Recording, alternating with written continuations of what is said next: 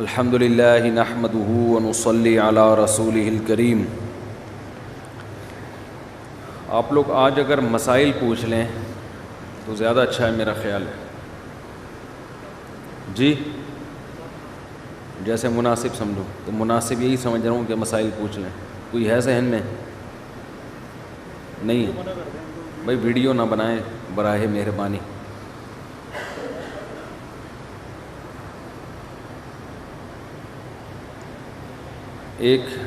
آج ایک کلپ دیکھا ہے میں نے،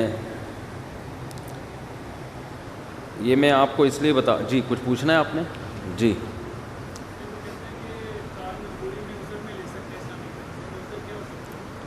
اسلامک بینک سے بغیر عذر کے بھی لے سکتے ہیں، ٹھیک ہے نا؟ صرف عذر میں نہیں، بغیر مجبوری کے بھی لے سکتے ہیں۔ اچھا ایک دو باتیں آپ سے کرنی ہیں۔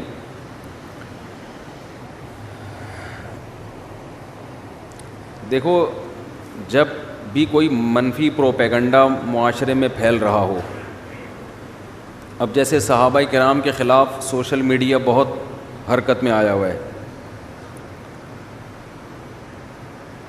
ہر شخص کے پاس دلیل ہوتی ہے، لیکن دلیل کو سمجھنے کی صلاحیت ہر ایک کے پاس نہیں ہوتی، یہ خوب ذہن میں رکھیں۔ قرآن بھی کہتا ہے کہ جب بھی کوئی بات پہنچے اہل علم کی طرف لوٹاؤ، وہ تمہیں اس کا مطلب بتائیں گے۔ آج میں نے کلپ دیکھا، مجھے لوگوں نے بھیجا، وہ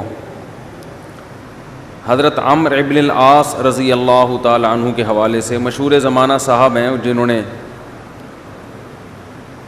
پہلے بیک گراؤنڈ میں میوزک لگایا ہوا ہے جیسے بڑے غم کا نا، ہائے ان کی موت کا وقت ہے اور وہ کیا کہہ کے دنیا سے چلے گئے۔ تو اس بات کو محترم نے بہت طول دیا اور آخر میں رزلٹ یہ کہ انہوں نے حضرت معاویہ کا ساتھ دیا تھا جنگ میں حضرت علی کے خلاف، تو موت کے وقت ان کو احساس ہوا کہ میں نے بہت بڑی غلطی کی تھی۔ تو کلپ بنانے والے کا مقصد، وہ مشہور زمانہ صاحب ہیں، سب جانتے ہی ہیں، اس کا مقصد یہ تھا حضرت معاویہ کو کم دکھانا کہ دیکھو کتنے غلط آدمی تھے، معاذ اللہ۔ جس نے مجھے وہ کلپ بھیجا، میں نے کہا اسی سے پتہ چلتا ہے کہ جتنا الزام حضرت معاویہ پہ لگایا جا رہا ہے یہ الزام غلط ہے۔ حضرت عمرو ابن العاص رضی اللہ تعالی عنہ جیسا صحابی رسول، انہوں نے حضرت معاویہ کا ساتھ دیا۔ اس کا مطلب اگر حضرت معاویہ کی غلطی ایسی واضح ہوتی جس کے غلطی ہونے میں دو رائے نہیں ہو سکتی تھی، تو یہ صحابی ان کا زندگی میں ساتھ نہ دیتے۔ بعد میں ان کی رائے بدل گئی کہ نہیں دینا چاہیے تھا۔ اس کا مطلب یہ ہوا کہ یہ مسئلہ ایسا تھا جس میں رائے کا اختلاف ہو سکتا تھا۔ یہ نہیں ہو سکتا کہ ایک غلطی 100% غلطی ہو، گناہ ہو 100%، اور عمرو بن العاص رضی اللہ تعالی عنہ جیسا صحابی جو نبی سے بیعت ہو چکا ہے پہلے، وہ صریح جرم میں حضرت معاویہ کا ساتھ دے۔ تو یہ حضرت معاویہ کی فضیلت کی دلیل ہے، یہ ان کے غلط ہونے کی دلیل نہیں ہے۔ اور اس کی دلیل ہے کہ حضرت معاویہ اجتہادی غلطی پر تھے۔ اجتہادی غلطی اور غیر اجتہادی غلطی میں کیا فرق ہے؟ اجتہادی غلطی کہتے ہیں جس میں مجتہد جب غلطی کرتا ہے تو غلطی پر بھی اس کو اجر ملتا ہے غلط ہونے کے باوجود، اس لیے کہ شریعت کے کچھ احکام ایسے ہیں جن میں ہمیں 2 اور 2 4 کی طرح رہنمائی نہیں ہے، اس میں ہم سوچ کے فیصلہ کرتے ہیں کہ ہمیں کیا کرنا ہے۔ اس میں انسان سے غلطی بھی ہو سکتی ہے۔ پھر ایک اور مجھے بات بتائی گئی کہ حضرت ابو ذر غفاری رضی اللہ تعالی عنہ نے حضرت معاویہ کے مالدار ہونے پر اعتراض کیا، اور حضرت معاویہ نے خط لکھا خلیفہ کو کہ ان سے میری جان چھڑائیں۔ جان کر وہ چیزیں نکالی جا رہی ہیں جس سے حضرت معاویہ کی شخصیت مجروح۔ ابو ذر غفاری کو صرف حضرت معاویہ پہ اعتراض نہیں تھا، ہر مالدار صحابی پہ اعتراض تھا ان کو۔ اور صحابہ کرام نے، خلفائے راشدین نے اس معاملے میں حضرت ابو ذر غفاری کو سپورٹ نہیں کیا، بلکہ جن صحابہ پر حضرت ابو ذر غفاری اعتراض کرتے تھے ان کو سپورٹ کیا ہے کہ مال رکھنا اسلام میں ناجائز نہیں ہے۔ سمجھ رہے کہ نہیں سمجھ رہے؟ لیکن یہ بھی نکال کے لے آئے کہ دیکھو حضرت ابو ذر غفاری سے جان چھڑا رہے تھے وہ. تو یہ لوگ بیٹھے ہیں اہل سنت والجماعت کے جو متفقون علیہ عقائد ہیں، جن میں سب سے اہم عقیدہ کہ صحابہ کرام سے ہم سب محبت کرتے ہیں، اور ان کی آپس کی لڑائی اور اختلافات کو اجتہادی خطا پر محمول کرتے ہیں. اجتہادی خطا وہ جس میں آپ غلطی پر ہونے کے باوجود آپ گناہگار نہیں ہوتے، آپ کو گناہ نہیں ملتے، اس لیے کہ آپ اپنے حساب سے سوچ رہے ہوتے ہو. تو یہ بہت بڑا مسئلہ ہے ہمارا کہ ہم یہ فیصلہ نہیں کر پاتے کون سی غلطی منسوس ہے جس میں دو رائے نہیں ہو سکتی، کون سی غلطی ایسی ہے جس میں غلط ہونے میں دو رائے ہو سکتی ہیں. اگر یہ بات سمجھ میں آ جائے بہت سارے مسائل ہمارے حل ہو جائیں گے. تو صحابہ کے اختلافات بھی جو ان کی جنگیں ہوئی ہیں وہ اسی نوعیت کی تھیں. مال حضرت حسن کے پاس بھی بہت تھا، نبی کے نواسے. حضرت حسن بہت مالدار صحابی تھے. وہ میں نے بیان میں کہا تھا نا کتنے زیادہ نکاح کیے انہوں نے. تو جب طلاق دیتے تھے بعض روایتوں میں آتا ہے 100 باندیاں اپنی طلاق یافتہ عورت کو انہوں نے گفٹ میں دی ہیں، ہدیے میں دی ہیں. بہت زیادہ خیال کیا، جس کو طلاق دی اس کو بہت پیسہ دیتے تھے وہ. تو پیسہ بہت تھا ان کے پاس. تو اس طرح کلپ معاذ اللہ حضرت حسن کے خلاف بھی بنایا جا سکتا ہے، لیکن ہم نہ حضرت حسن کے خلاف کہہ سکتے ہیں اور نہ حضرت معاویہ کے خلاف. تو ایک مسئلہ تو خوب یہ اچھی طرح سمجھ لیں. آپ نے کیا مسئلہ پوچھا تھا؟ ہاں اسلامک بینک سے کار بولے تو جائز ہے. جو اسلامک بینکنگ کے ماہرین ہیں نا وہ بینکنگ کو زیادہ اچھا سمجھتے ہیں، ان سے مسئلہ پوچھنا چاہیے جنہوں نے پڑھا ہے باقاعدہ پراپر طریقے سے. آج بیان کا موڈ نہیں ہے، مسائل پوچھ لیں. قادیانی کو سلام کا جواب نہیں دے سکتے معذرت کے ساتھ، ایکسکیوز می پلیز. نہ قادیانی سے دشمنی رکھیں نہ دوستی رکھیں، بھئی تم اپنا راستہ لو ہم اپنا راستہ. قادیانی عام کافروں کی طرح نہیں ہے، عام کافروں والا معاملہ نہیں ہے اس. وہ اپنے آپ کو مسلم کہنا چھوڑ دے تو ہم اسے گلے لگانے کے لیے تیار ہیں. وہ جو مرضی کہے، مرزا کو نبی کہے، کچھ بھی کہے، وہ کہے میں مسلم نہیں ہوں، بس ٹھیک ہے، پھر ہمارا ان کا اختلاف ختم. اسلام پہ غیر اسلام کا لیبل مت لگاؤ. اسلام پہ غیر اسلام کا لیبل، اگر ہندو آج کہے میں مسلم ہوں تو آپ کہو گے بھائی اسلام کا ایک خاص شعار ہے، ہندوازم کا اس میں کے لیے کوئی گنجائش نہیں. آپ ہندو ہیں تو ہم گلے لگا لیں گے آپ کو، ہندو کہیں اپنے آپ کو. مسلم کہیں گے تو اسلام کے بیسک عقائد جب تک نہیں ہوں گے آپ کو اپنے اسلام کی طرف اپنے آپ کو منسوب کرنے کی اجازت نہیں ہے. اس کی مثال ایسے ہے، انجینئر علی مرزا نے کہا تھا نا کہ قادیانی عام کافروں سے بدتر نہیں ہے، کیونکہ ان کو تو بخاری کو بھی مانتے ہیں، مسلم کو بھی مانتے ہیں. بیچارے کو یہی نہیں پتا کہ وہ نہیں مانتے ٹھیک ہے نا. وہ مانتے ہوتے تو ختم نبوت کی جو احادیث ہیں ان کو بھی تو مانتے نا. وہ فوراً جواب میں کہہ دیتا ہے بخاری میں رفع الیدین والی تم بھی تو نہیں مانتے. اس کے پاس جوابات بہت ہیں، الٹے جواب. وہ کہتا ہے بخاری میں رفع الیدین والی بھی تو ہیں، تو بخاری میں رفع الیدین نہ کرنے والی بھی ہیں، دونوں ہیں. اب میری ملاقات ہوگی نا تو میں بتاؤں گا تمہیں نہ کرنے والی نظر آ رہی ہے، نہ کرنے والی نظر نہیں آ رہی، تو ہوگی انشاءاللہ ملاقات. اچھا ملاقات کے حوالے سے بھی وہ کلپ تو مارکیٹ میں آ نہیں رہا، تو ایک بات میں عرض کر دوں کہ یہ جو ایک تو لوگ کہہ رہے ہیں فلسطین کا مسئلہ کیا چل رہا ہے اور ادھر ان مولویوں کو کیا سوچ رہی ہے. تو دیکھو جو ظلم کی ابتدا کرتا ہے نا ذمہ دار وہ ہوتا ہے. آپ نہ چھیڑتے یہ مسائل بیٹھ کے، نہ کلپ اس طرح کے ریکارڈ کرواتے. آپ نے ایک طوفان بدتمیزی کھڑا کر دیا تو ہم تو مجبور ہیں اب جواب دینے پر. عشاء کے بعد اب بیان ہوگا، ٹھیک ہے، آئندہ بیان عشاء کی نماز کے بعد ہی ہوگا، مغرب کے بعد پبلک نہیں ہے. اور کوئی بھائی کسی نے سوال پوچھنا ہو؟ الٹی باتیں ہو رہی ہیں، کیا کریں؟ جی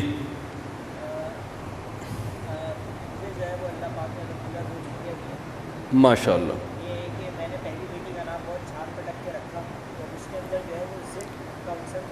دیکھو بچی کے نام کا ضد سے کوئی تعلق نہیں ہے. ضدی بچی ہے، صحت صحیح نہیں ہے اس کی. بس بچے کی جب صحت ٹھیک ہوتی ہے ایک دم خوش باش، ہنستا کھیلتا مسکراتا ہو. جہاں صحت خراب ہوئی وہ ٹینشن. اور بچے کی صحت, جو چھوٹا بچہ ہے نا دودھ پیتا, اس کی عام طور پہ 2 باتوں میں سے ایک وجہ سے صحت خراب ہوتی ہے. ڈاکٹر بتائے گا آپ کو, میں کوئی ڈاکٹر نہیں ہوں, لیکن تجربہ بچوں کا الحمدللہ کافی ہے, آپ سے زیادہ ہے. اس میں 2 چیزیں ہیں. بچہ ماں کی فیڈ سے ہٹے گا تو مسئلہ خراب ہو جائے گا. ماں کے دودھ سے بچہ ہٹا اور صحت برباد ہونا شروع. دوسری بات یہ کہ ماں کیا کھا رہی ہے, جو کھائے گی دودھ ویسا ہی بنے گا. وہ اگر پاپڑ کھا کے دودھ پیدا کر رہی ہے, صحیح ہے نا, پاپڑ کھا رہی ہے. مائیں آج کل کیا کھا رہی ہوتی ہیں, کرارے پاپڑے, دیکھیں نا اس پہ اسٹیشن پہ گاڑی رکتی ہے کیسا مزہ آتا ہے, کرارے پاپڑے آواز آتی ہے نا تو ایسی اسٹائل سے آواز نکالتے ہیں. تو ماں جب پاپڑ کھائے گی, چپس کھائے گی, تو دودھ بھی ویسا ہی. تو ماں کی غذا ذرا اچھی ہو. نہیں نام سے کچھ نہیں. دوسری بات یہ ہے کہ بچہ 6 مہینے تک تو ماں کا دودھ اسے چاہیے بھرپور. اس کے بعد بچے کی صحت دودھ سے اتنی نہیں بنتی. اس کے بعد بچے کو روٹی چاہیے, روٹی, سمجھتے ہو. مائیں روٹی نہیں کھلاتی, سیریلیکس کے ڈبے کھلانا شروع کر دیتی ہیں اس کو. جو دلیے پیکنگ کے آ رہے ہیں وہ کھلانا شروع کر دیتی ہیں. وہ ہوتے خوش ذائقہ ہیں, بڑے اچھے ہیں. اس کے 2 نقصان, ایک اس میں اتنی انرجی نہیں ہوتی, دوسرا بچے کو جب ایک دفعہ ڈبے کی چیز کا چسکا لگ گیا تو پھر وہ دیسی چیزیں کھاتا ہی نہیں ہے. پھر مائیں روتی ہیں, یہ تو کھاتا ہی نہیں, پراٹھا نہیں کھاتا, یہ روٹی نہیں کھاتا, یہ دیسی گھی نہیں کھاتا. جو بچے ڈبے کے دودھ کے عادی ہیں, آپ ان کو بھینس کا دودھ پلا کے دیکھو, خالص دودھ وہ نہیں پی سکتے. ان کو گھن آتی ہے, اس سے بدبو آتی ہے, اسمیل آ رہی ہوتی ہے ان سے. تو بچے کو جب ماں کا دودھ 6 مہینے تک تو ماں کا دودھ پیے, اس کے فوراً بعد ڈائریکٹ روٹی پہ لے کر آئیں. آپ کہہ سکتے ہیں وہ تو روٹی ہضم نہیں کر سکتا, تو روٹی کو پیس کے گرائنڈ کر کے شوربے میں ڈال دیں, بغیر مرچوں کا شوربہ, گوشت کا, بڑے گوشت. بچے کو بڑا گوشت کھلایا کریں, چھوٹا گوشت نہیں. ارے کیا ہو گیا, بڑے گوشت میں پاور ہے, طاقت ہے. گائے کا گوشت, بچے میں کوئی کولیسٹرول نہیں پیدا ہوتا. بچے کو بڑا گوشت کھلائیں گے اور کٹے کی طرح ہو جائے گا وہ کٹے کا گوشت کھلائیں, کیا بنے گا, کٹا. تو بچے کو تو بنانا ہے نا یہ. تو گوشت کے شوربے میں روٹی ڈال دیں, نرم ہو جائے گی, وہ کھلائیں. یا یہ کہ کوئی چینی دودھ میں ڈال دیں, وہ نرم کر کے چینی وینی کر کے اس کو کھلا دیں. تو یہ ایسی روٹی کھلاؤ گے تو طاقت پکڑے گا وہ, تو پھر بیمار نہیں ہوتا. اور کوئی مسئلہ؟ امام کے پائنچے ٹخنوں سے نیچے ہوں تو نماز مکروہ تحریمی. حدیث میں آتا ہے ان اللہ لا يقبل صلاة رجل مسبل ازارہ, اللہ اس کی نماز قبول نہیں کرتے جس کا ازار ٹخنوں سے نیچے ہو. آج میرا بیان کا موڈ نہیں ہے, اس لیے میں یہ مسائل بیان کر رہا ہوں, ٹھیک ہے. اور کچھ پوچھ لو. کبھی کبھار انسان کا نہیں ہوتا نا موڈ, تو برخام ہمیں. جی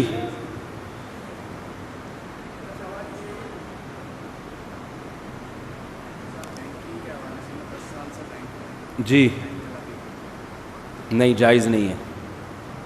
سودی بینک میں جاب جائز نہیں ہے, چھوڑ دیں اس کو آپ. بس اصل مسئلہ تو یہی ہے کہ فوراً چھوڑیں. باقی آپ میں کتنا توکل ہے, برداشت کر پائیں گے نہیں کر پائیں گے, یہ آپ بہتر جانتے ہیں, ٹھیک ہے نا. جی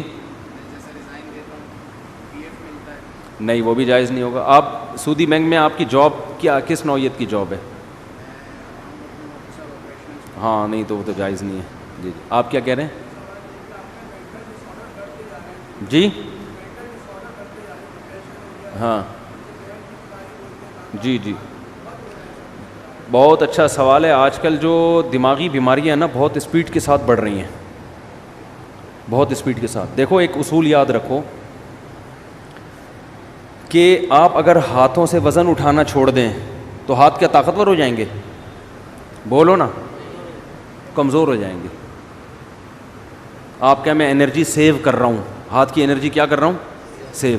وزن نہیں اٹھا رہا میں, تو سیو ہوگی. آپ اگر ٹانگوں سے چلنا چھوڑ دو تو ٹانگیں مضبوط ہو جائیں گی کیا؟ بولنے پر گورنمنٹ نے پابندی لگائی ہے. تو یاد رکھو, جب ہم بچپن سے ہی نا ٹینشنوں کے اگر ہم عادی ہوتے ہیں, کچھ نہ کچھ ٹینشن ملتی رہتی ہے, تو انسان کے جو اعصاب ہے نا وہ ٹینشن برداشت, ٹینشن کا ویٹ اٹھاتے اٹھاتے باڈی بلڈر بن جاتے ہیں وہ, یعنی ویٹ لفٹر بن جاتے ہیں وہ. اور اگر بچپن سے ہی ٹینشن کوئی مل ہی نہیں رہی ہو, ممی ڈیڈی والا سیٹ اپ ہو, یہ بچہ نفسیاتی پاگل بنے گا بڑا ہو کر, یہ بتا دوں میں. یہ وہمی بھی بنے گا اور یہ دماغی یہ خودکشی بھی کر سکتا ہے, یہ ذرا سی ٹینشن میں پاگل بھی ہو سکتا ہے, الٹا ہی ہو جائے گا یہ. تو آج کل جو ماں باپ نے بچوں کو جو ممی ڈیڈی والی زندگی دے دی ہے, بہت زیادہ میرا بچہ چماٹ نہیں مارنا, تھپڑ تو ماں, ایکچولی بچوں کی سیلف رسپیکٹ پہ بہت اثر پڑتا ہے. اس سے بچے کی ایسی کی تیسی. ہاں ایسا بھی نہیں ہونا چاہیے کہ آپ بازو کو طاقتور بنانے کے لیے اتنا ویٹ اٹھا لیں کہ ہڈی چٹک جائے آپ کی, تو بچے کو اتنی ٹینشن ہونا شروع ہو جائے کہ گھر اس کے لیے عذاب بن جائے, جو آ رہا ہے جا رہا ہے اس کو ذہنی طور پر ٹارچر کر رہا ہے, تو اس سے بھی دماغ خراب ہوتا ہے اس کا. لیکن نیچرل لائف جو ہے نا, جو ہمیشہ سے چلتی آ رہی ہے, اس سے جب ہٹ جائیں گے تو یہ مسائل کھڑے ہوں گے. ہمیں یاد ہے پہلے وہمی بھی نہیں ہوتے تھے لوگ, اور پاگل کہیں لاکھوں میں کوئی ایک نظر آتا تھا, وہ بھی کوئی ایکسیڈنٹ کی وجہ سے, دماغی چوٹ کی وجہ سے. بڑے بڑے سخت حالات لوگ برداشت کر لیتے تھے. ہم تو اپنے بڑوں سے جب حالات سنتے تھے نا کہ بھئی ایک خاتون کے ایک بچہ مر گیا, پھر دوسرا مر گیا, پھر تیسرا پیدا ہوا وہ مر گیا, پھر چوتھا پیدا ہوا, بڑے ہو کے مرتے رہے, پھر بھی صبر کر رہی ہیں. اور میاں خراب نکلا, میاں شرابی نکلا, وہ ٹارچر کرتا ہے. بچوں کو ماں باپ بہت کوٹتے پیٹتے تھے, بچے باغی نہیں ہوتے تھے. اب 2 تھپڑ لگاؤ بچہ کیا ہو جاتا ہے, باغی ہو جاتا ہے. تو ایک مسئلہ تو یہ ہے کہ بچہ بچپن سے تھوڑی بہت ٹینشن اس کو ملنی چاہیے, تھوڑی بہت ڈانٹ ڈپٹ مار کٹائی کبھی کبھار ہونی چاہیے. بہت دنوں سے نہیں ہوئی تو ایک دفعہ آدمی احتیاطاً 1-2 تھپڑ بلا وجہ نہ لگائے, کوئی بات پہ لگائے, ٹھیک ہے, کبھی کبھار. اسے تھوڑا عادت ہوتی ہے کہ یہ ابا ہے بھائی مار سکتا ہے. دوسری بات یہ کہ بچوں کو خراب کرنے والی چیز باہر کا ماحول ہے. یہ انوائرمنٹ جو ہے نا باہر کا, اسکول کالجز میں یہ بتایا جاتا ہے, بچوں کو یہ نہیں سکھایا جاتا. جو لبرل ٹیچرز ہیں, آج کل تو لبرلزم پھیل رہا ہے نا, کہ بھائی ماں باپ اگر سختی بھی کریں برداشت کرو, الٹی پٹیاں پڑھائی جا رہی ہیں ان کو. آپ کسی بچے کے سامنے یہ کہتے ہیں ابے تمہارا باپ تو ایسا ہے, ابے تمہارا فلاں تو ایسا ہے, تو بچے کے دل سے اپنے باپ کی عظمت ختم ہو جائے گی.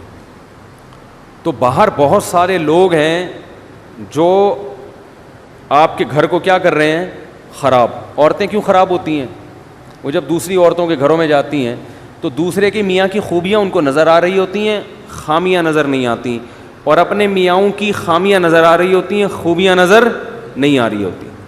یہ بہت ہو رہا ہے. اب وہ گئیں کسی آنٹی سے ملنے کے لیے, اس کے گھر میں دیکھا بھائی وہ تو اپنی وائف کو گاڑی میں بٹھاتا ہے, ایسے دروازہ کھول کے یوں کر کے بٹھاتا ہے, یہ نہیں پتا کہ وہ کنڈی ٹوٹی ہوئی ہے اس کی, وہاں سے کھلتا نہیں دروازہ اندر سے, ٹھیک ہے نا. اب وہ یہی ایک خوبی ہے, چلو عزت دے رہا ہے, آپ ذرا تحقیق کرو تو پتہ چلے گا خرچہ دھیلے کا بھی نہیں دے رہا. مجھے ابھی پچھلے ہفتے ایک فیملی کا میٹر سامنے آیا کہ خاتون نے, کسی نے بتایا کہ وہ شوہر اس خاتون کو بہت عزت دیتا ہے, بہت رسپیکٹ کرتا ہے اپنی وائف کو. دیکھیں ایک وہ شوہر ہے, اتنی رسپیکٹ, اتنی عزت, اور اتنی اس کے غم میں شریک ہوتا ہے, اس سے اپنی باتیں شیئر کرتا ہے. اور ایک ہمارے میاں ہیں, وہ خاتون بتا رہی ہیں مجھے, ایک ہمارے میاں ہیں. میں نے تحقیق کی, میں نے کہا مجھے پتہ چلا کہ وہ جو اتنی عزت دے رہے ہیں نا میاں, اس کی بیوی جاب کر رہی ہے, اپنا خرچہ اپنے بچوں کا خود اٹھا رہی ہے, میاں اپنا خرچہ الگ اٹھا رہے ہیں. اور یہ جو خاتون ہے نا جن کے میاں اتنی عزت نہیں دے رہے, یہ سارا خرچہ خود اٹھا رہے ہیں. میں نے کہا آپ کا میاں اس سے کروڑا گنا بہتر ہے. یہ انگریز والے اخلاق ہے, تھینک یو کہنے والے, روکڑا خرچ کرنے کا ہے ہی نہیں. اور بھائی تمہارے میاں نے تمہیں گھر دے دیا لے کے, تمہیں گیس بجلی کا, اب ایک تھینک یو رہ گیا اس کی زبان پہ, چھوڑ دو یار, اس میں کیا جا رہا ہے یار. ساری ذمہ داری تمہارے میاں نے تمہاری اور تمہارے بچوں کی اٹھائی ہوئی ہے. تو اب وہ اس طرح سے عزت نہیں دے رہا, دے دے تو بہت اچھی بات ہے, لیکن اس کی عزت دیکھ کے دھوکا مت کھاؤ. اس کو بولو کہ ایسا کر, تو ایسا کر کے, اچھا بیگم کو بولو کہ ٹھیک ہے, اس خاتون کا شوہر بولے ٹھیک ہے بیگم اب میں اتنے ہی پیسے تمہیں دوں گا جتنا وہ اپنی بیوی کو دے رہا ہے, اور اس کے بدلے تھینک یو مجھ سے صبح شام 25 دفعہ لے لیا کرو, ہر بات پہ تھینک یو, اور عزت دو. عورت تیار ہوگی, عورت کہے گی پیسے دے دیا کرو, بے شک اس سے پہلے 10 گالیاں اور اس کے بعد 20 گالیاں.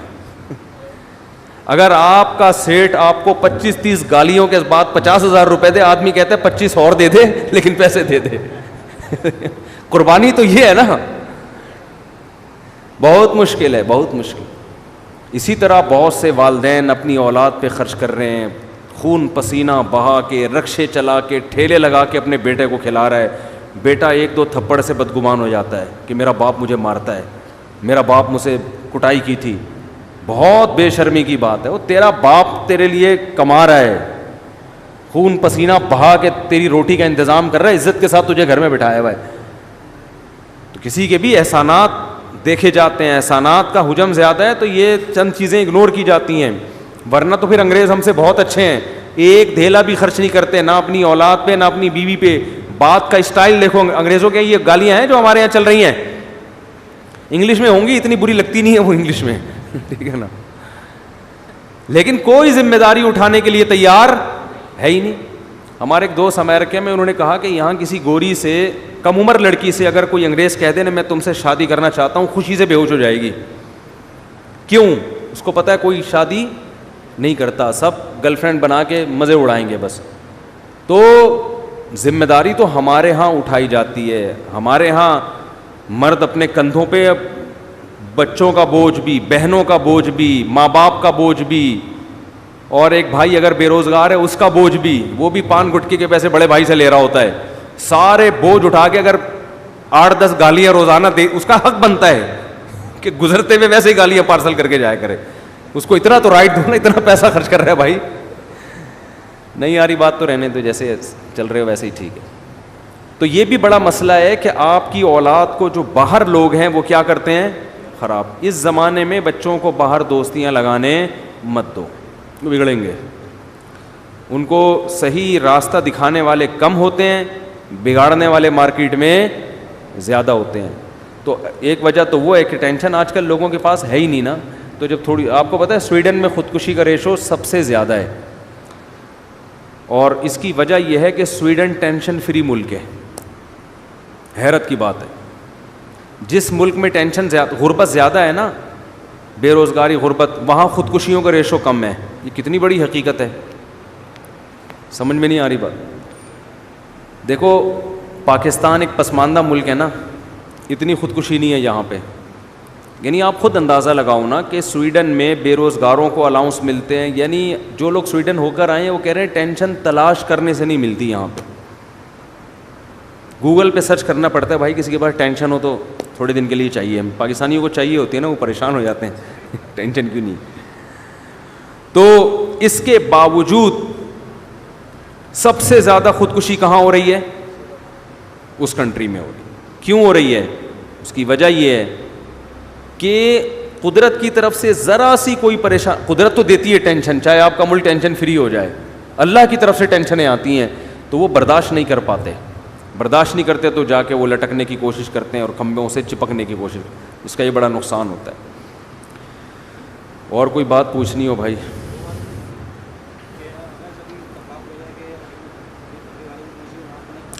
دیکھو بات کسی مسلک کی نہیں ہے, جس کا عقیدہ شرکیہ ہے اس کے پیچھے نماز جائز نہیں ہے. سمجھتے ہو؟ اسلام میں آپ جیسے کسی کو دائرہ اسلام سے نکال نہیں سکتے, زبردستی لا بھی نہیں سکتے دائرہ اسلام میں. لوگ بہت براڈ مائنڈڈ بنتے ہیں کہ ہم ہر ایک کے پیچھے نماز پڑھ لیتے ہیں, ایسا نہیں ہوتا. آپ کو جوڑ پیدا کرنے کے لیے اسلام کی جو حدود ہیں, جو باؤنڈری اسلام نے کھینچی ہے, اس باؤنڈری کے اندر رہنا پڑے گا. اور ایک بات خوب اچھی طرح سمجھ لیں, پہلی بات تو یہ ہے کہ جس کا عقیدہ شرکیہ ہو اس کے پیچھے نماز جائز نہیں ہے, چاہے اہل حدیث ہو, چاہے دیوبندی ہو, چاہے بریلوی ہو, چاہے کوئی بھی ہو. عقیدہ شرکیہ ہے تو اس توحید پرست ہونا ضروری ہے. دوسری بات یہ ہے کہ جوڑ پیدا کرنے کے لیے آج کل یہ بھی ایک ٹرینڈ چل نکلا ہے کہ بس لوگوں کو دین پہ لے کر آنا ہے. اس کے لیے اسلام کی جو بیسک اصول ہیں انہی کی دھجیاں اڑا دی جاتی ہیں. تو لوگوں کو دین کے قریب کرنے کے لیے آپ جو اسلام کے بنیادی اصول ہیں, اسلام نے جو باؤنڈری کھینچی ہے, اس میں تبدیلی نہیں کر سکتے. نبی صلی اللہ علیہ وسلم نے 13 سال مکہ میں دعوت دی ہے, چند لوگوں کے سوا کوئی بھی ایمان نہیں لے کر آیا. اور مشرکین کیا کہتے تھے کہ تھوڑی سی لچک پیدا کر دیں, تھوڑی سی ہماری بات مان لیں. آپ نے مصلحتاً بھی ان کی بات نہیں مانی کہ اسلام کی جو بنیادی احکام ہے نا ان میں کمپرومائز نہیں ہوگا. جن چیزوں کا انتظامی معاملات سے تعلق ہے, مینجمنٹ سے, ان میں تو جیسے صلح حدیبیہ میں آپ نے بہت ساری چیزوں میں مانی ان کی بات, لیکن اگر وہ یہ معاہدہ کرتے کہ آپ ایک نماز چھوڑ دیں تو نبی اس شرط کو تسلیم نہیں کرتے. بھائی نماز بھی نہیں چھوڑ سکتے, روزہ بھی نہیں چھوڑ سکتے, داڑھی بھی نہیں کاٹ سکتے ہم, ٹھیک ہے نا, چوری کو جائز بھی نہیں, زنا کی بھی اجازت نہیں ہو سکتی. تو اسی طرح یاد رکھو آج کل ایک بہت بڑا مسئلہ یہ ہو گیا ہے کہ ہماری حدود ساری ختم ہوتی چلی جا رہی ہیں. اور یہ بھی ذہن میں رکھیں کہ نبی صلی اللہ علیہ وسلم کی سیرت میں جہاں ہمیں معاف کرنا ملتا ہے وہاں انتقام لینا بھی ملتا ہے. اب یہ کام ہوتا ہے کہ کون سا موقع معاف کرنے کا ہے اور کون سا موقع انتقام لینے کا ہے. بعض دفعہ انتقام لینے میں فائدہ زیادہ ہوتا ہے. علماء نے لکھا ہے دیکھو نبی کتنے رحمت للعالمین تھے نا, کتنی رحمت تھی, لیکن خودکشی ایک شخص نے کی, نبی نے اس کا جنازہ نہیں پڑھایا. حالانکہ آپ تو رحمت للعالمین ہیں اور اس کا جنازہ فی نفسی ہی جائز بھی ہے, تو مسلمان نہ وہ. علماء کہتے ہیں اس حدیث کی روشنی میں علماء کہتے ہیں کہ جو خودکشی کرے گا مسجد کا مقتدی رہبر یا کوئی بڑا عالم اس کا نماز جنازہ نہ پڑھائے, بائیکاٹ کرے. لیکن ہم کیا کر رہے ہوتے ہیں یہاں پہ, نہیں بھائی اس کی تعریفوں پہ پول باندھ رہے ہوتے ہیں. وہ جو انڈیا میں ایک لڑکی نے خودکشی کی تھی نا, بہت لوگوں نے ترس کھایا. میں نے کوئی ترس والا بیان نہیں کیا, میں نے کہا اللہ مغفرت کرے, مسلمان تھی لیکن کوئی اچھا کام نہیں کیا. یہ واجب التعزیر ہے بھائی. تم جرم بھی کر رہی ہو اور ساری دنیا کو بتا کے دریا میں چھلانگ لگا کے اور بھی لوگوں کو کہہ رہی ہو کہ سب چھلانگے مارو, یہ تو بے صبری ہے نا. نیکی کو پروموٹ کیا جاتا ہے, ہائی لائٹ کیا جاتا ہے کہ دیکھو غم کے موقع پر میں یہ صبر کر رہی ہوں, تو آپ لوگ بھی صبر کرنا سیکھو. عادت نہیں لیکن مجھے ٹینشن اتنی ہو گئی, ہاں 2 بوتلیں چڑھا لیا اور ویڈیو بنا کے یوٹیوب پہ ڈال دے. لوگ کہیں یار اتنا نیک آدمی کو یہ اتنا مجبور کر دیا اس معاشرے نے, اس ظالم معاشرے نے اتنے نیک آدمی کو ایسا مجبور کر دیا کہ شراب پی رہا ہے, اس کی ساس پہ مقدمہ ہونا چاہیے. اس داماد کو کس نے ٹینشن دی ہے؟ ساس نے. اس کے سسر پہ مقدمہ, اس کی بیوی کو جیل میں ڈال دینا چاہیے, اس کی ٹینشن ہے. ابے بھائی ٹینشن اس نے دی ہے, نہیں دی, ہمارے سامنے نہیں. تو جو جرم کر رہا ہے نا, تو لوگوں کو گواہ بنا رہا ہے.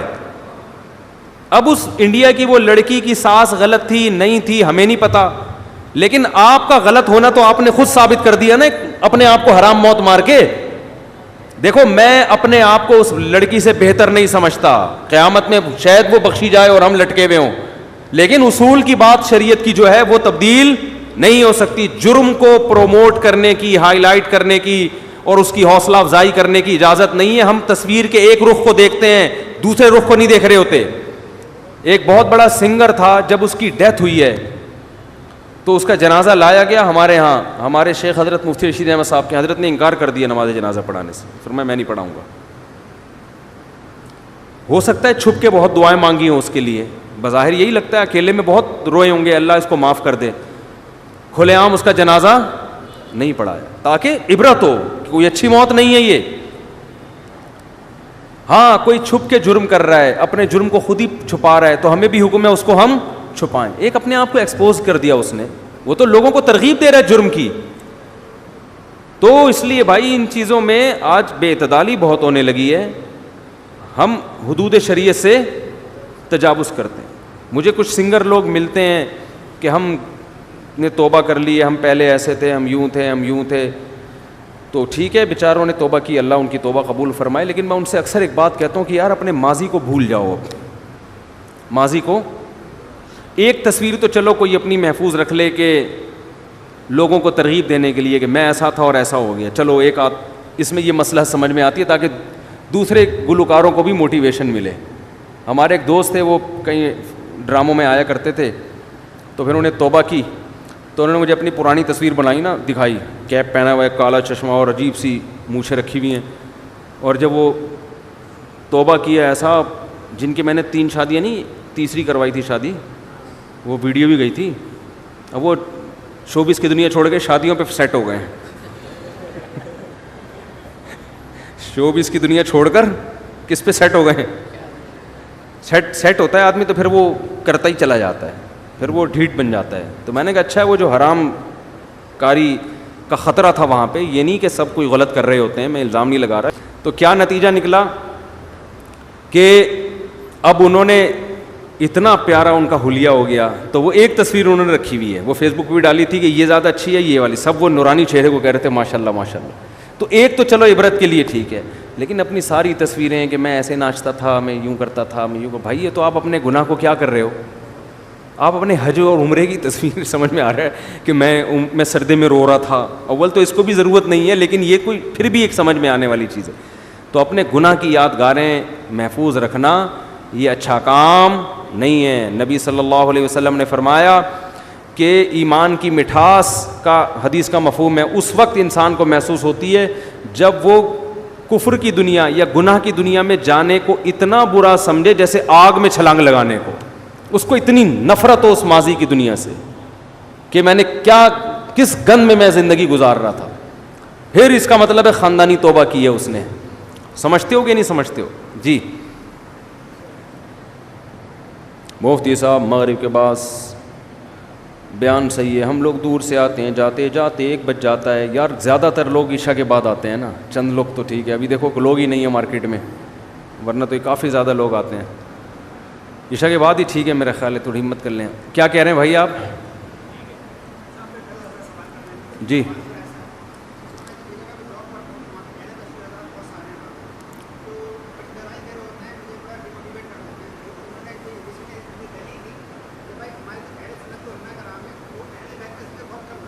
جی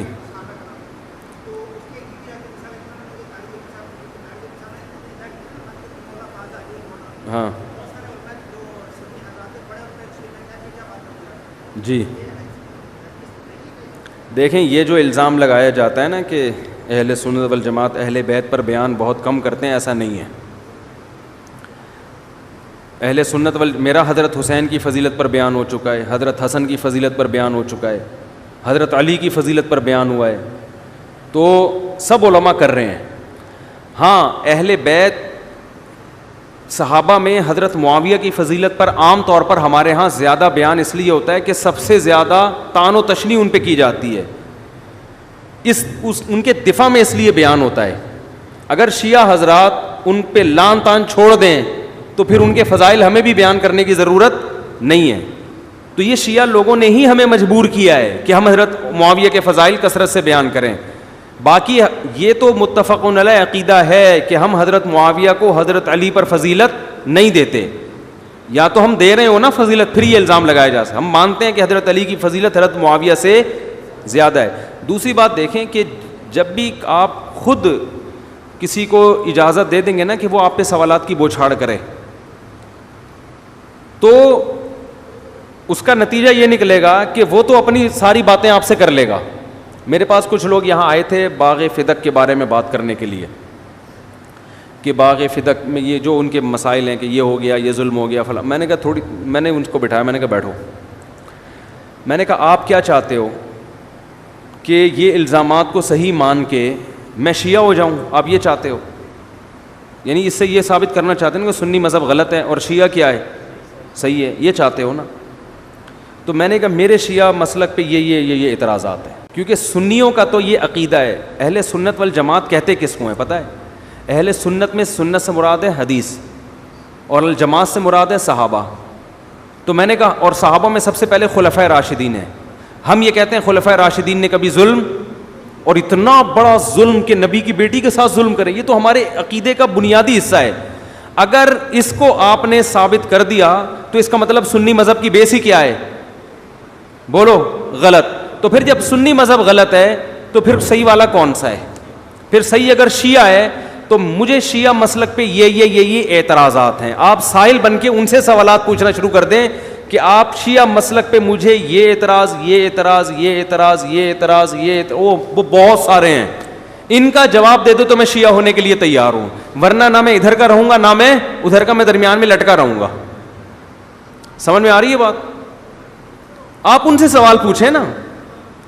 جیسے عیسائی بھی اسلام پر اعتراض کرتے ہیں, عیسائی لوگ بھی اعتراض کرتے ہیں اسلام پہ, یہ اعتراض ہے, یہ اعتراض ہے. بھائی ٹھیک ہے, مان لیا یہ اعتراض, تو میں اسلام چھوڑ دوں؟ وہ کہے گا ہاں چھوڑو, جب یہ اعتراض ہے تو پھر کیا کروں میں؟ وہ کہے گا عیسائی ہو جاؤ. اگر اسلام پہ 10 اعتراض ہیں تو عیسائیت پہ 1000 اعتراضات ہیں, اور بیس سے ہی شروع ہو جائیں گے اعتراضات, بنیاد سے ہی شروع ہو جائیں گے. تو اگر آپ اگلے کے سوال جواب دینے میں لگے رہو گے نا, وہ ایک اعتراض اٹھائے گا, پھر وہ دوسرا اٹھائے گا, پھر وہ تیسرا اٹھائے گا, پھر وہ چوتھا اٹھائے گا, وہ اٹھاتا رہے گا بیٹھ کے. تو آپ کو اس کا لا حاصل بحث ہے, ٹھیک ہے نا, لا حاصل بحث ہے. تو یہ جیسے وہ منکرین حدیث سے میری بات چیت ہوئی تھی, تو وہ بخاری پہ یہ اعتراض, مسلم پہ یہ اعتراض. میں نے کہا مان لیا یار بخاری غلط ہے, ٹھیک ہے نا, تو کیا کرنا ہے پھر؟ انہوں نے کہا قرآن پہ آ جاؤ. میں نے کہا قرآن تو خود کہہ رہا ہے بخاری کو فالو کرو. کہہ رہے قرآن میں کہاں لکھا ہے؟ میں نے کہا قرآن کہہ رہا ہے کہ نبی تشریح کریں گے اس قرآن کی, تو بخاری میں نہیں ہے, تو پھر نبی کی وہ تشریح کہاں گئی ہے؟ یہ تو غلط ہو گئی نا. تو صحیح کتابیں لے کر آؤ نا میرے سامنے پھر حدیث کی, تو صحیح تو کہیں ہے ہی نہیں تمہارے پاس. میں نے کہا بس سر پھر قرآن ہی غلط کہہ رہا ہے کہ نبی تشریح کریں گے. نبی تشریح کریں گے تو قرآن سمجھ میں آئے گا, یہ قرآن کہہ رہا ہے ہمیں. تو جب نبی کی تشریح یہ ہے ہی نہیں, تو پھر صحیح والی تشریح لے آؤ تو میں اس کو چھوڑ دیتا ہوں. نہ صحیح والی ہے تمہارے پاس, نہ اس کو فالو کرنے دے رہے ہو, اس کا مطلب تم ہی غلط ہو. کچھ اصولی باتیں ہوتی ہیں جن کا کسی کے پاس کوئی جواب نہیں ہوتا, یہ ان لوگوں کو دیا جاتا ہے جن میں دلیل سمجھنے کی صلاحیت نہیں ہوتی. بخاری کی پر جو اعتراض تھے, ہر اعتراض کا جواب ہمارے پاس ہے, لیکن ہمیں پتہ ہے اس جواب میں پڑھے نا تو ایک لمبی طویل بحث شروع ہو جائے گی. اور جن لوگوں میں ذہانت نہیں ہے, کم عقل ہے, وہ بعض دفعہ ان کے پروپیگنڈے سے متاثر ہو جاتے ہیں. تو بھائی اگر متاثر ہو کے آپ کے فرقے میں نے آنا ہے, تو آپ کے فرقے پہ تو اتنے بڑے بڑے اعتراضات ہوتے ہیں کہ اس کا آپ کے پاس بھی جواب نہیں ہے. تو یہ منکرین حدیث تو ہر مسلک میں ایسا ہی ہے. تو اس لیے ان سے پوچھا کریں کہ یہ بہت ساری چیزیں پوچھنے کی, میں پوچھوں گا تو پھر وہ ایک مناظرے کی صورت بن جائے گی نا, یوٹیوب پہ وہ جائے گا, پھر وہاں سے جواب آئے گا, پھر وہی ہوگا جو اس کا ہوا ہے صاحب علی مرزا صاحب کا. دیکھو ایک اصول یاد رکھو, صحیح فرقہ کون سا ہے؟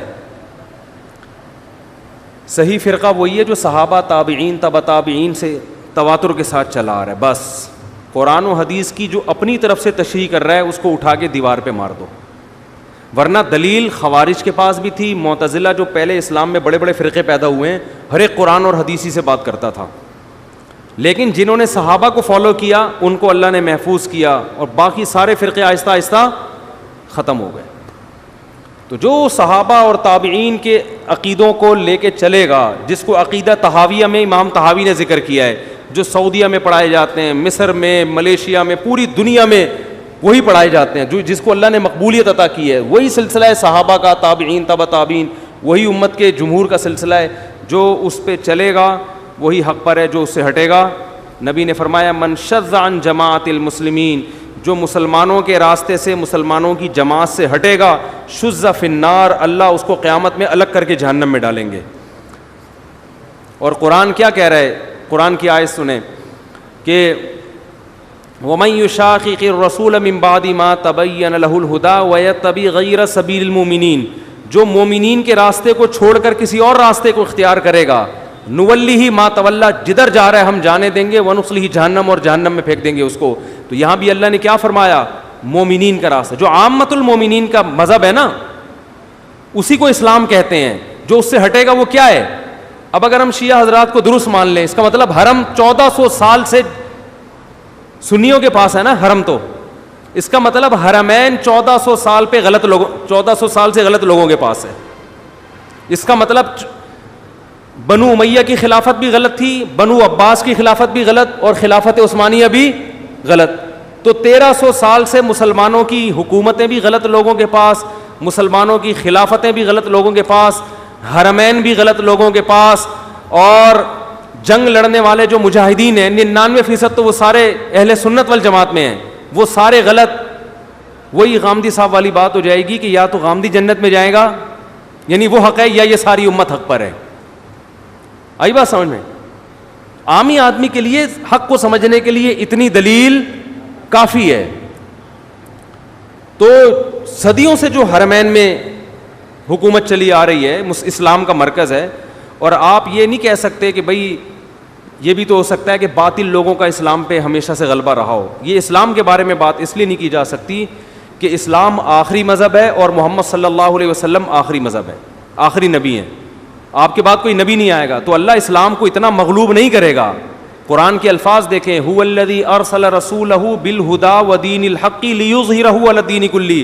اللہ نے اپنے حبیب کو جو دنیا میں بھیجا تاکہ وہ اس کو تمام دینوں پہ غالب کر دیں. تو اگر آپ حرم میں بھی کہتے ہو کہ باطل لوگ ہیں, اور بنو امیہ کی خلافت بھی اہل باطل کے ہاتھ میں تھی, بنو عباس بھی, وہ تو سارے سنی تھے, اور خلافت عثمانیہ بھی, اور یہ جو ہندوستان میں 1000 سال حکومت چلی ہے اسلامی حکومتیں, یہ بھی سنیوں کی تھیں. تو یہ سارے اس کا مطلب کیا تھا کہ یہ غلط تھے اور تھوڑے سے لوگ کیا ہیں, وہ جنت میں جائیں گے. تو اس کا مطلب پھر یہ انگریز کہے گا کہ 1400 سال میں تم اسلام کا اصل نقشہ دنیا کے سامنے پیش نہیں کر سکے, غلط لوگ ہی اسلام کو فالو کرتے رہے ہیں, تو اب کیا تیر مار لو گے تم دنیا میں آ کے. ہم بتاتے ہیں ہمارا ماضی بہت شاندار تھا. ہمارا ماضی کیا ہے, بہت اہل حق کے ہاتھ میں رہی حکومتیں, اس میں کچھ ظالم لوگ بھی آئے ہیں, لیکن سسٹم صحیح لوگوں کے, سسٹم صحیح تھا. حاکم ظالم آئے ہیں لیکن سسٹم بہت کم ایسا ہوا ہے کہ اب جب خلافت عثمانیہ کا خاتمہ ہوا ہے تو ہمارے ہاتھ سے حکومتیں گئی ہیں, پھر اس کے بعد ہم مغلوب ہونا شروع ہوئے ہیں. تو یا تو ان تھوڑے سے لوگوں کو صحیح مان لو, اور پھر انسان آبزرو بھی کرتا ہے. آپ محفلوں میں بیٹھ کے دیکھیں, آپ اہل حق کی محفلوں میں بیٹھ کے دیکھیں, ان کے بات کا انداز, ان کے دلائل کا انداز آپ کو کچھ اور نظر آئے گا. آپ اہل باطل کی محفلوں میں بیٹھ کے دیکھیں, آپ کو لگے گا کہ یہ صرف لفاظی اور ایک لوگوں کی واہ واہ لینے کا ایک طریقہ ہے, مدلل بات نہیں ہوتی, وہ آپ کو لگے گا یہ.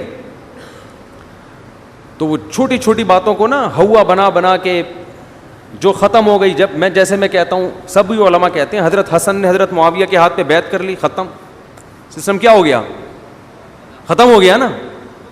اور وہ اہل بیت میں سے حضرت حسن, انہوں نے بیعت اس لیے کی تاکہ امت میں جھگڑا ختم, تو ختم کر دو, آپ کیوں نہیں کر رہے؟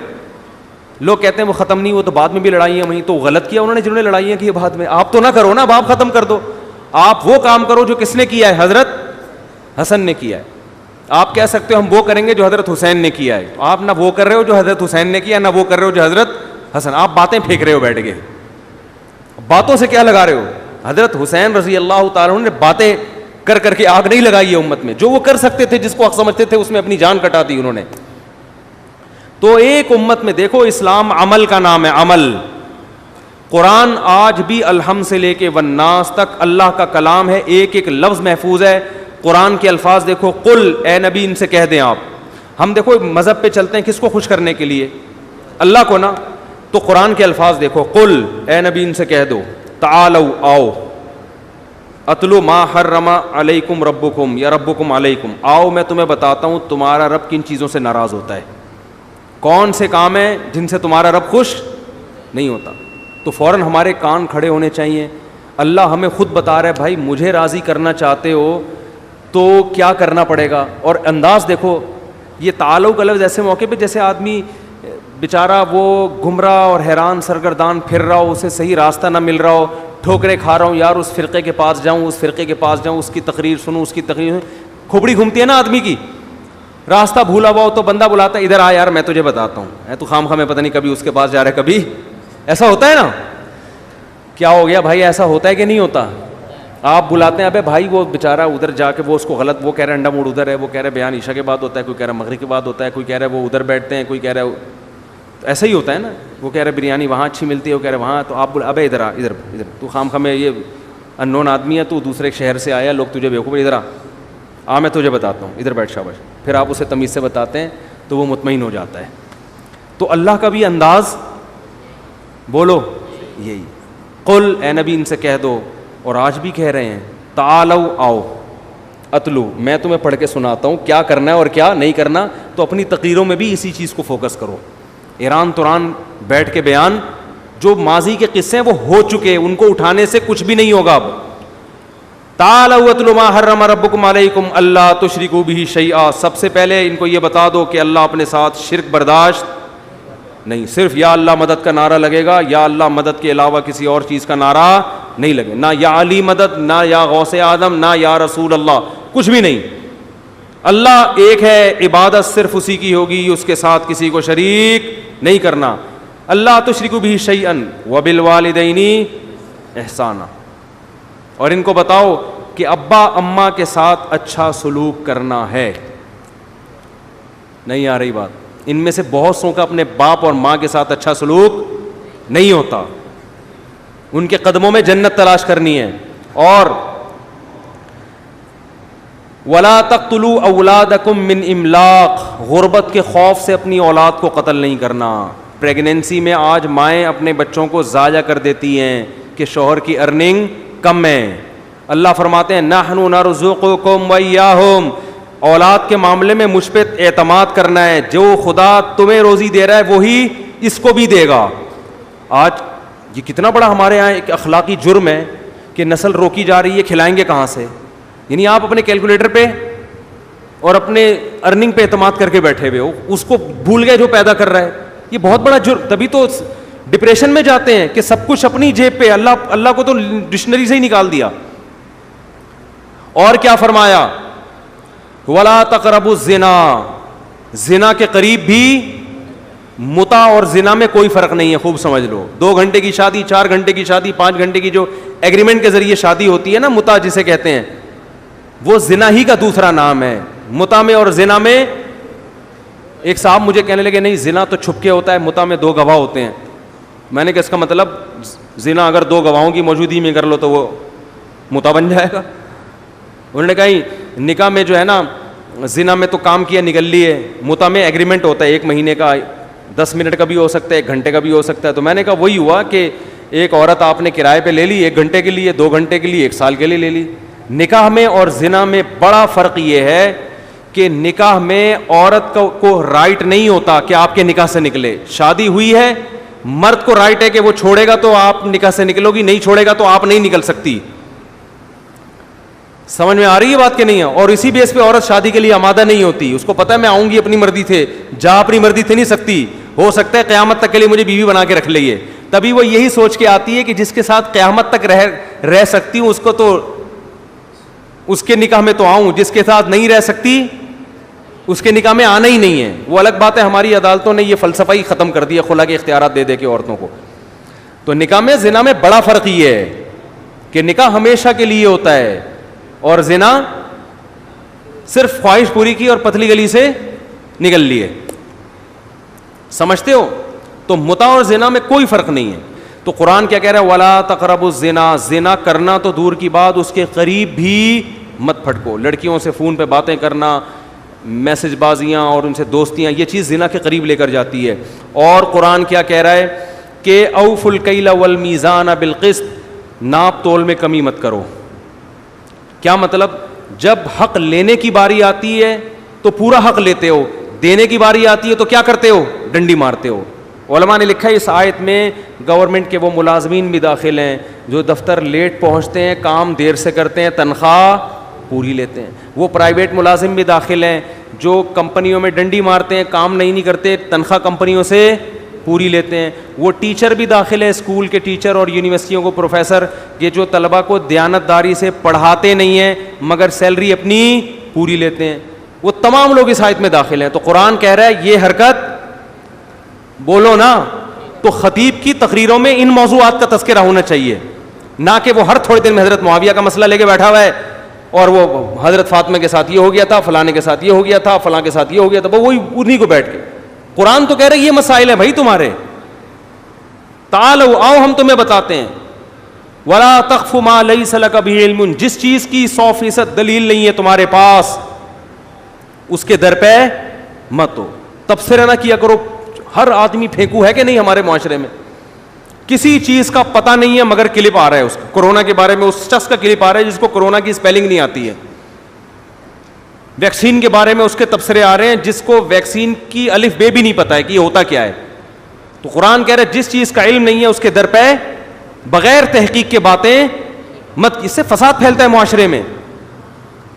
تو یہ ہمارے ایشوز ہیں. اور اسی آیت میں قرآن نے اور بہت سارے احکام دیے, وہ سارے, ہاں وَلَا تَقْرَبُوا مَالَ الْيَتِيمِ, یتیم کے مال کے قریب بھی مت پھٹکو. باپ کا انتقال ہو گیا, تمہارے چھوٹا بھائی ہے, چھوٹی بہن ہے, وہ یتیم ہے نا, تو بڑا بھائی کو اجازت نہیں ہے کہ وہ ابا کی وراثت کاروبار کے نام پہ ہڑپ کر جائے اور چھوٹے بھائیوں کو عید بقرعید پہ کپڑے بنا کے دے دیا کرے. بس یہ مارکیٹ میں ہول سیل کے حساب سے ہو رہا ہے. تو قرآن کہہ رہا ہے یہ مت کرو. تو خطیب کی ذمہ داری ہے, واعظ کی ذمہ داری ہے کہ وہ قرآن کے ان مسائل کو اٹھائے. اللہ کہہ رہے ان پر عمل کرو گے تو میں خوش ہوں گا, نہیں عمل کیا ان مسائل پر تو پھر بیٹھ کے پھینکتے رہو, باتیں قصے کہانیاں سناتے رہو, یہ تمہارا ہیڈ ایک ہے, یہ ہمارا مسئلہ نہیں ہے. سمجھتے نہیں ہو بات کو, میرا خیال ہے. مفتی صاحب میرا ایک کیا ہے دوست ہے, وہ نماز میں قیام کے وقت جھک کے کھڑا ہوتا ہے, سجدے میں جھک کے بیٹھا رہتا ہے, کیا ہے ٹھیک ہے؟ بالکل ٹھیک نہیں ہے. صلاۃ الاوابین کون سی نماز ہے؟ صلاۃ الاوابین چاش کی نماز کو کہتے ہیں. مشہور یہ ہو گیا مغرب کے بعد. مغرب کے بعد بھی 6 رکعتیں پڑھنا نبی سے ثابت ہے, پڑھنی چاہیے, لیکن وہ اوابین کی نماز نہیں کہلاتی ہے. سمجھ رہے ہیں کہ نہیں؟ 2-4 منٹ کے بعد اذان دے دیں, تھوڑا سا اور بھی 1-2 لوگوں کو پوچھنے دیں. بھائی نئے نئے لوگ آئے ہیں, آئندہ بیان عشاء کے بعد ہوگا, آج مغرب کے بعد ہو گیا, معذرت خواہ ہیں, آئندہ عشاء کے بعد ہی ہوگا.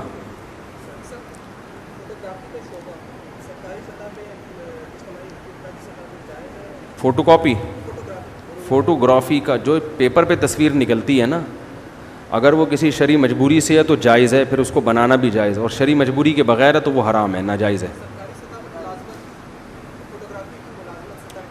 سرکاری سطح پہ اس لیے جائز ہے کہ گورنمنٹ کے جو ڈاکومنٹیشن کے لیے جو تصویریں چاہیے ہوتی ہیں وہ تو ضروری ہوتی ہیں نا, وہ کوئی شادی بیاہ کی تصویریں تو ہوتی نہیں.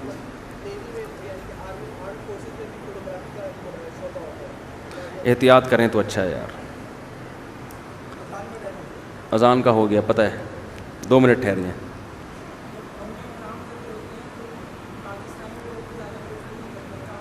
کیا؟ اچھا ہاں, آئی ڈی میں تو کوئی بھی نام رکھا جا سکتا ہے, اس میں کوئی دھوکہ نہیں ہے, لیکن نام غیر مسلم والا نہ رکھیں. غیر مسلم والا نام نہ رکھیں, لوکیشن تو کہیں کی بھی کر دیں, نام غیر مسلم والا نہ رکھیں.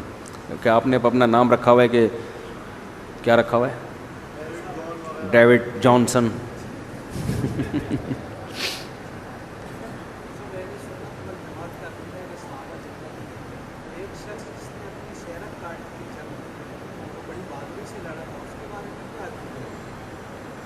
وقتی طور پر کسی کو قبر کا عذاب ہو جائے, یہ اس کے منافی نہیں ہے اس عقیدے کے.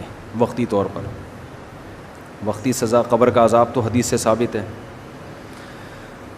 اچھا بھائی, اور کوئی مسئلہ تو نہیں ہے؟ اچھا اگلے یہ جو اتوار اب آئے گا نا, اس میں آپ کنفرم کر لیے گا, اگر میرا سفر نہیں ہوا تو بیان ہوگا, اگر سفر ہوا تو پھر اس اتوار کو بیان نہیں ہوگا. البتہ اگلی اتوار سے اب انشاءاللہ کنٹینیو شروع ہو جائے گا. ہو سکتا ہے اگلی اتوار کو میرا سفر ہو, تو آنے سے پہلے آپ لوگ کنفرم کر لیے گا.